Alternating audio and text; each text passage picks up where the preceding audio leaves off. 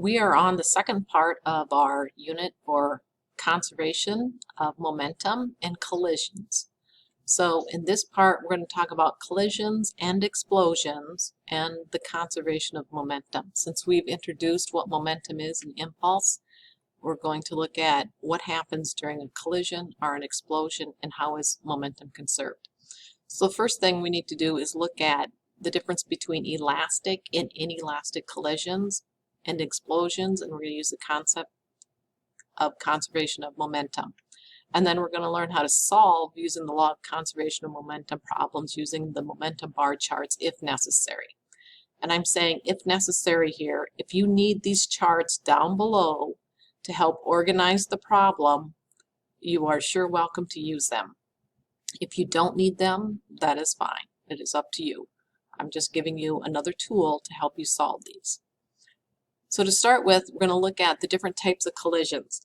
The first type of collision, or a collision, is when two objects or more approach and interact strongly for a brief period of time. So we're saying two things collide. Okay? So elastic collision, this is when objects collide and they bounce off of each other. Now, we did do the air tracks, and we had some of you guys did the bouncing of the two gliders, and some of you guys did when the two gliders stuck together. So we kind of looked at this briefly before you were going into distance learning. So an example of this would be also like super balls when they bounce off a wall. Both the kinetic energy and the momentum are unchanged. So in other words, they're conserved.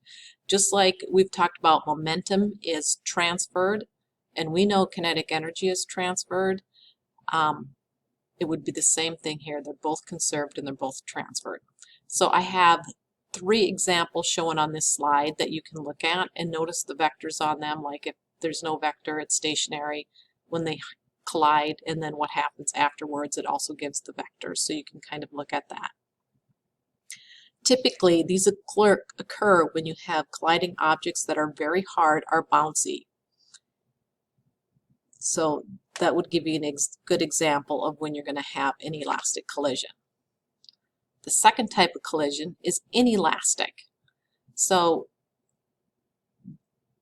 this one, the kinetic energy is not conserved. So some of the kinetic energy, therefore, is transferred into the thermal account. So in other words, there's going to be some heat produced when this object collides and it sticks to this object. So here's a picture of like a piece of clay sticking to another piece of clay that was at rest.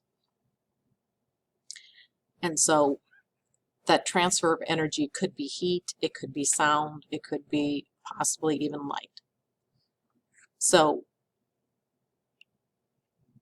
this would be an inelastic collision. And then notice the vectors here. Notice how this one is larger that's moving, but once it sticks to it, the vector is smaller. Now, explosions are kind of the opposite of the type of collisions that we've talked about, because here we're looking at if something is together as a unit and then it splits apart, or it splits into multiple pieces. It could be like a grenade going off. That could be an explosion. Okay, I'm using this cannon here as kind of an example because the ball would be contained within the cannon, and then it's fired and the ball goes to the right and the cannon is going to recoil to the left. I have a video on here that kind of shows you the recoil of a cannon and how they handle that when they are firing a cannon. So that is an example of an explosion. There are some other examples in your problems that you'll have in the worksheets where you'll run into them, like if somebody's holding a medicine ball and then they throw the medicine ball one direction and the other person recoils back or moves backwards, that would be similar to an explosion, because you start out as one unit and you're breaking into two or more units after that. Okay. So the law of conservation of momentum, the total momentum of an isolated system is constant. There is a little video right here just showing you that on the International Space Station. It's only like 2 or 3 minutes long. And I also have a video that I'm going to put in the calendar, and it will show you how to use energy bar charts. Okay. And they also talk about relating it to the energy bar graphs that we also did too. So this just kind of covers our conservation of momentum, saying that it is conserved, and then the different types of explosions and collisions that we have. In your problems, you'll be asked to identify what is the event that is occurring. Sometimes it would be elastic or inelastic. In reality, most collisions fall somewhere in between the two extremes of being elastic and inelastic.